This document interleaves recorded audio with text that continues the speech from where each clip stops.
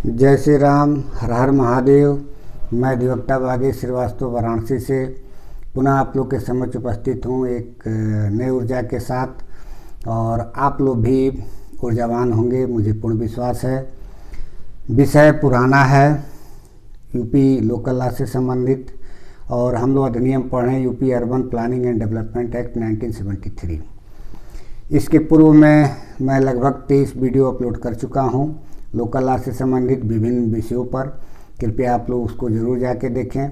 और मेरा आग्रह है अभी तक जिन व्यक्तियों द्वारा मेरे इस चैनल को सब्सक्राइब नहीं किया गया है, कृपया वो सब्सक्राइब कर लें और लाइक कर दें, शेयर करें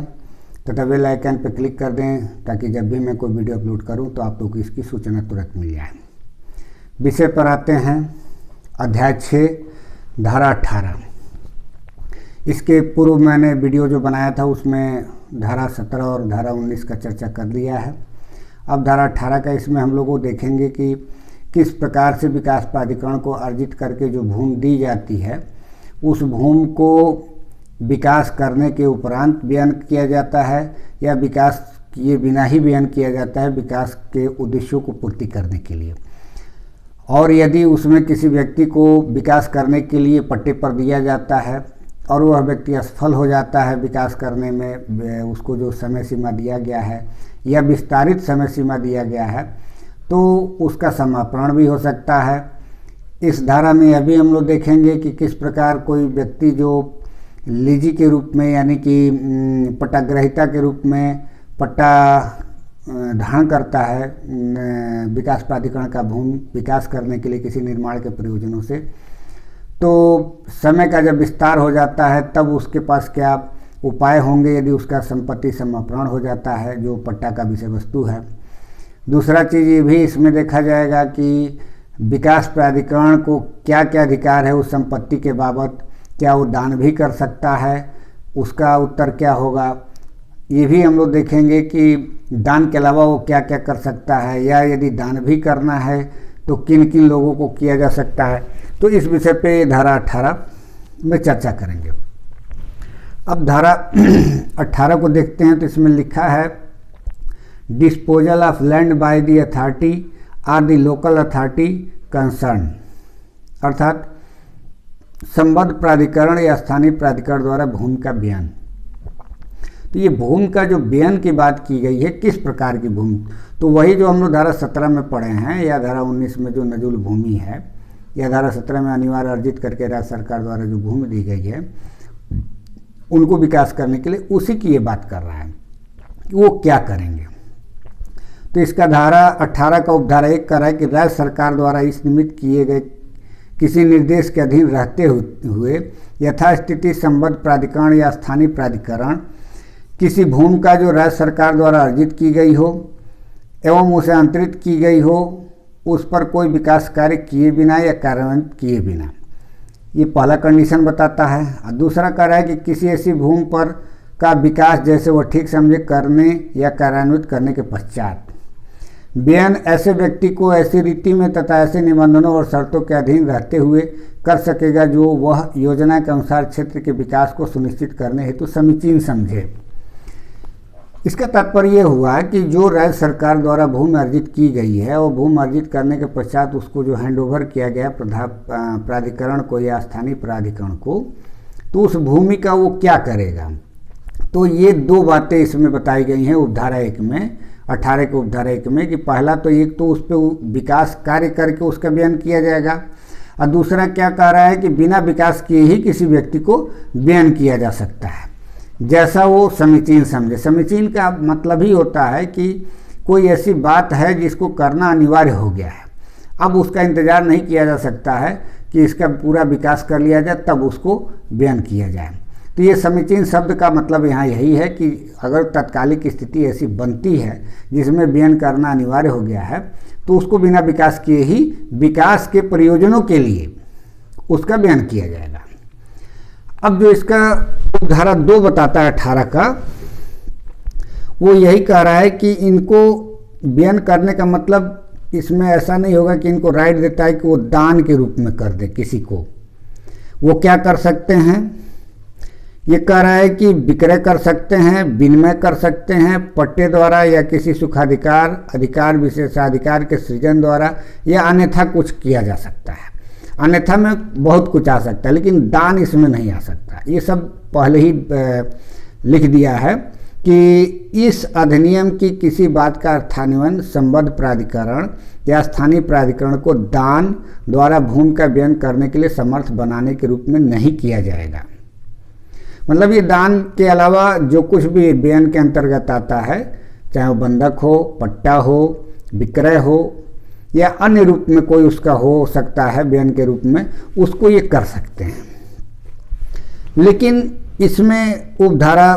3 जो है कुछ छूट दे रहा है,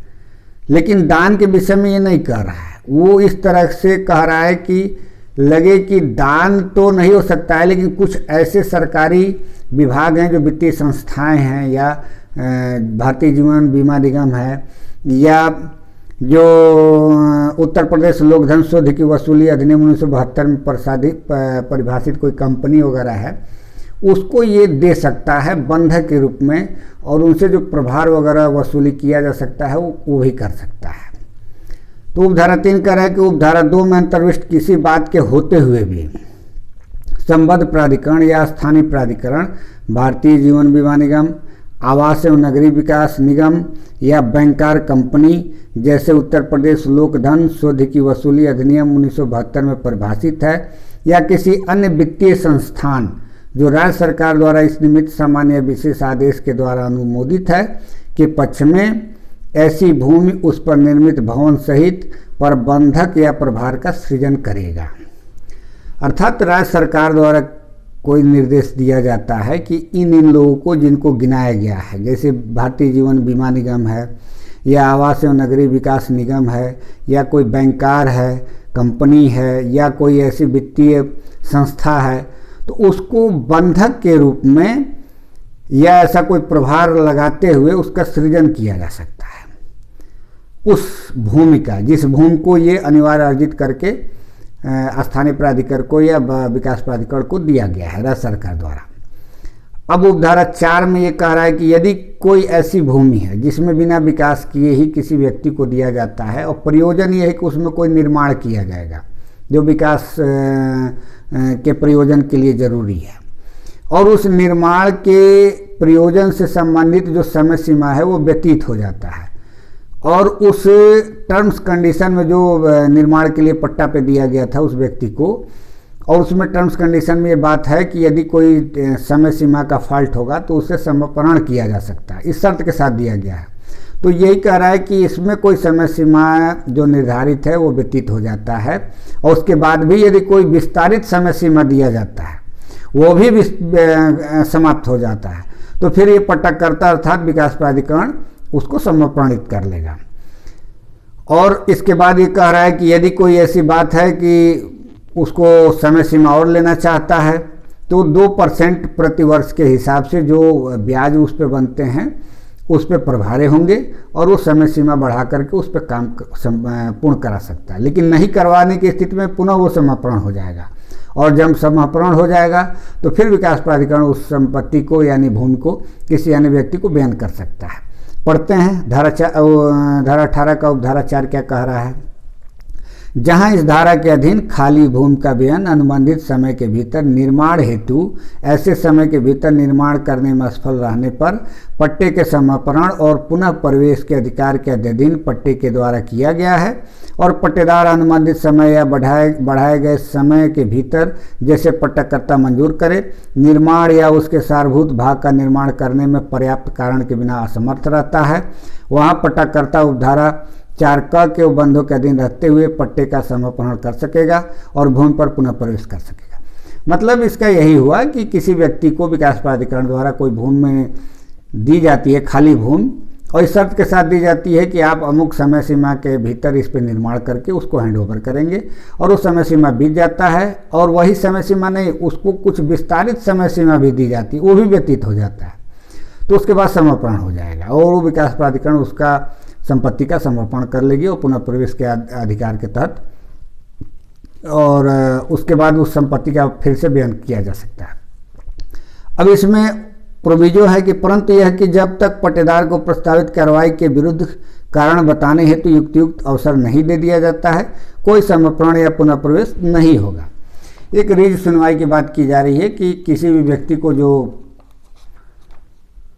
पट्टाकर्ता संबोधित किया गया है इसमें विकास प्राधिकरण को, तो उसके द्वारा सूचना दिया जाएगा इस बात का कि आप कारण बताइए क्यों ना आपका समर्पण कर लिया जाए, और उस कारण को संतोषप्रद उत्तर दे देता है तो इस समर्पण की प्रक्रिया को रोक दी जाएगी। अब 4 क्या कह रहा है उपधारा 4 इसका, कि जहां पट्टेदार उपधारा 4 के अधीन अनुबंधित समय एवं विस्तारित समय यदि कोई हो के भीतर निर्माण करने में असफल रहता है,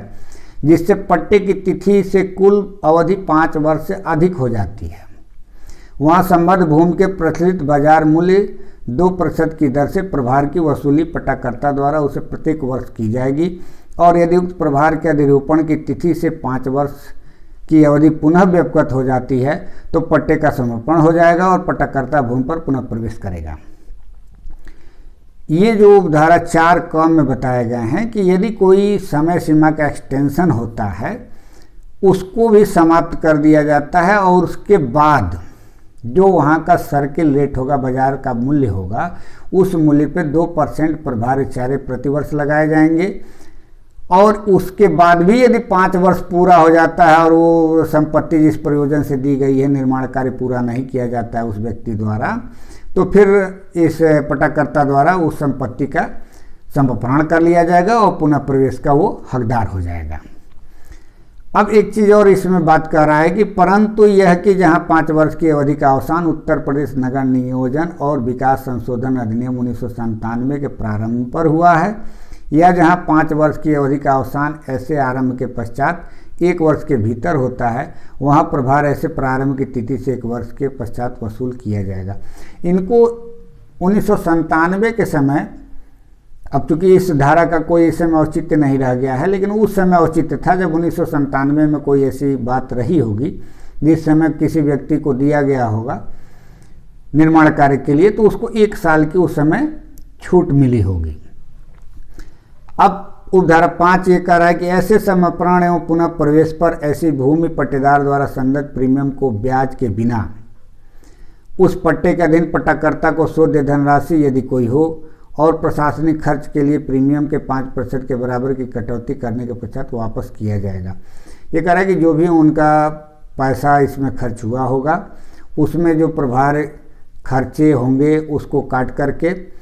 और 5 ये कह रहे कि प्रशासनिक खर्च के लिए प्रीमियम के 5% के बराबर की कटौती करने के पश्चात वापस किया जाएगा। मतलब उसका जितना संपत्ति है उसका 5% काट लिया जाएगा और उसके बाद उसको वापस कर दिया जाएगा। और उपधारा 6 में एक रिलीफ प्रोवाइड की गई है, वो उस व्यक्ति के लिए जिसका पट्टा समर्पित किया जा रहा है। उसको एक कह रहे कि उपधारा 4 के अधीन आदेश द्वारा व्यथित कोई व्यक्ति उसकी जानकारी होने से 30 दिनों के भीतर जिला न्यायाधीश के समक्ष अपील कर सकेगा, जिसका निर्णय अंतिम होगा। यदि इनसे व्यथित कोई व्यक्ति है इनके आदेश से, समर्पण के आदेश से, तो जिला न्यायाधीश के यहाँ वो आवेदन कर सकता है, अपील कर सकता है, और उनका जो भी निर्णय होगा वो अंतिम मान लिया जाएगा। उपधारा 7 ये कह रहा है कि पट्टे के समर्पण के पश्चात भूमि का जिस पर इस प्रकार पुनः प्रवेश किया गया है, बयान उपधारा 1 को उपधारा के बंधों के अनुसार किया जाएगा। पुनः वो अधिकार हो जाएगा कि किसी दूसरे व्यक्ति को कर दिया जाए बयान, या किन्हीं अन्य प्रयोजनों के लिए कर दिया जाए। जो भी विकास प्राधिकरण और राज्य सरकार को उचित समझ में आएगा वो पुनः कर सकते हैं। तो हम लोगों ने धारा 18 में देखा कि किस प्रकार राज्य सरकार द्वारा अनिवार्य भूमि जो अर्जित की गई है या नजूल भूमि जो उसको दी जाती है, उस भूमि पे किस प्रकार प्राधिकरण द्वारा या स्थानीय प्राधिकरण द्वारा उसका प्रयोग किया जाएगा, उसका बयान किया जाएगा, किन किन शर्तों के अधीन, और क्या क्या उसके अधिकार हैं। अगले वीडियो में मैं आऊँगा, पुनः आप लोग के समक्ष उपस्थित रहूँगा। तब तक के लिए मेरा पुनः अनुरोध है कि आप लोग इस वीडियो को अधिक से अधिक लोगों को शेयर करिए, लाइक करिए, सब्सक्राइब करिए, बेल आइकन पर क्लिक कर दीजिए ताकि जब भी मैं कोई वीडियो अपलोड करूँ आप लोगों को तुरंत इसकी सूचना पहुँच जाए। खासकर उत्तर प्रदेश की जुडिशरी की तैयारी करने वाले जो भी बंधु होंगे उनके लिए छोटा छोटा वीडियो बहुत हेल्पफुल होगा। इसके साथ मैं आज्ञा चाहूँगा। धन्यवाद।